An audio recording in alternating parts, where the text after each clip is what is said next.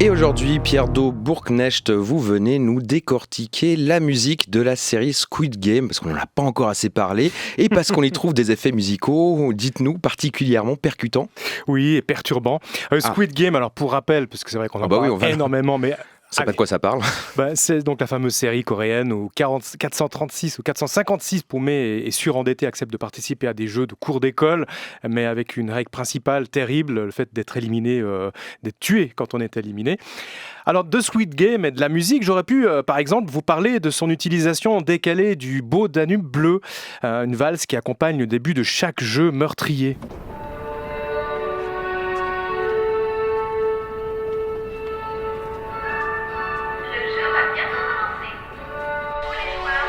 Ça donne envie, hein.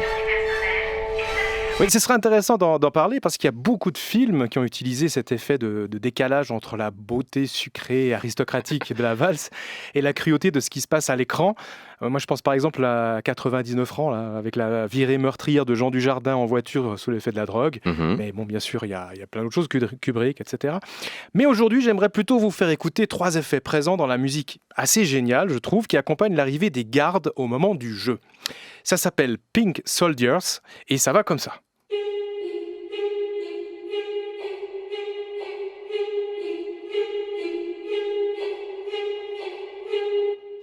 Ça change un peu après, hein, mais disons que, comme vous l'avez remarqué, c'est assez répétitif. C'est entêtant. Oui, mais le premier élément à relever là-dedans, avant le côté répétitif, c'est que les notes utilisées dans cette sorte de rondin picotin suggèrent un univers musical en décalage avec ce qu'on a l'habitude d'entendre. C'est pas évident à expliquer de manière simple. Vous êtes payé pour, allez-y. Oui, mais disons que je vais juste donner un mot. On parle de mode lydien. Mais par contre, c'est assez facile à faire entendre. Je vais essayer de vous le montrer. Alors, dans une situation normale, on devrait avoir ces notes comme ça. Et ça pourrait accompagner une jolie mélodie bien tranquille comme celle-ci. Ah oui. Oui, et tout irait bien. Mais en fait, dans le morceau de Squid Game, on a une autre note. On a cette note-là. Ça décale. Ça décale un peu. Et si je prends ma mélodie de tout à l'heure, voilà ce que ça donne avec la version Squid Game. Ouais, c'est pas la même chose. Tout à coup, il y a quelque chose de plus grinçant. Ouais. Bon. Voilà donc le premier élément de cette musique. Deuxième élément à relever, c'est le fait que notre musique de Squid Game est construite sur ce qu'on appelle un ostinato. Alors c'est un terme un peu technique qui veut tout simplement dire obstiné, c'est-à-dire, autrement dit, répéter. Alors vous allez me dire, bon ok, c'est construit sur la répétition, mais en fait la répétition c'est un principe de base de toute composition musicale.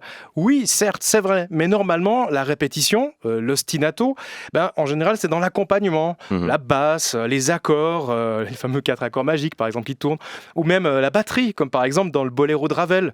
Vous avez sur 2 mesures un ostinato rythmique, celui-ci. Et après ça tout le temps comme ça. Chez Queen, mais c'est plus court. C'est sur une mesure. Bon, ce qui est spécial dans la musique de Squid Game, c'est que l'ostinato est central. Ça veut dire qu'il accompagne rien d'autre. C'est que ça. Et la musique elle, donc avance dans le temps, mais en même temps, elle se répète. Ce qui provoque un effet de suspension. Et de suspense. Exactement. Alors évidemment, cet effet est utilisé énormément dans les musiques de films qui font peur ou à suspense, justement. Un exemple dans Les Graves, c'est bien sûr l'ostinato des Dents de la Mer. Ah bah oui. Si je le fais avec les voix. Ah, c'est moins bien. C'est le requin qui chante là, attention. Dans les aigus, on se rappelle aussi de l'ostinato de Halloween. Ah, magnifique. Là aussi, si je chante avec. Ouais. Bon. Dernier élément à souligner dans le morceau Pink Soldiers de Squid Game, c'est la grosse dissonance provoquée par le frottement entre ces 2 notes. Ça, séparé seulement d'un demi-ton, c'est particulièrement flagrant ici.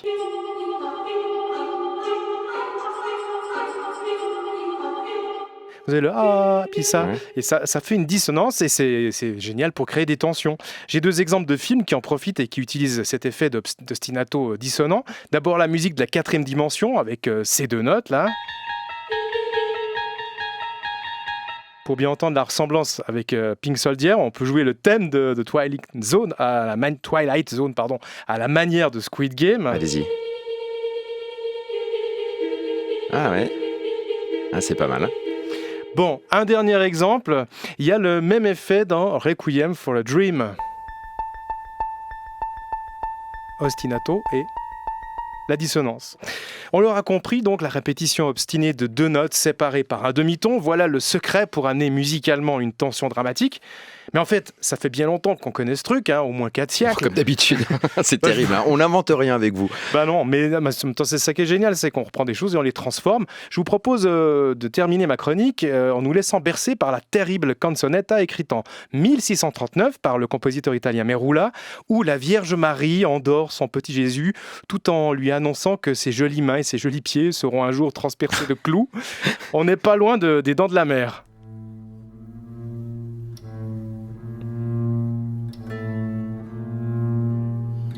Ça pique. Ça fait tom tom tom tom. C'est les clous là, on les sent. Ouais. Et après la maman qui chante.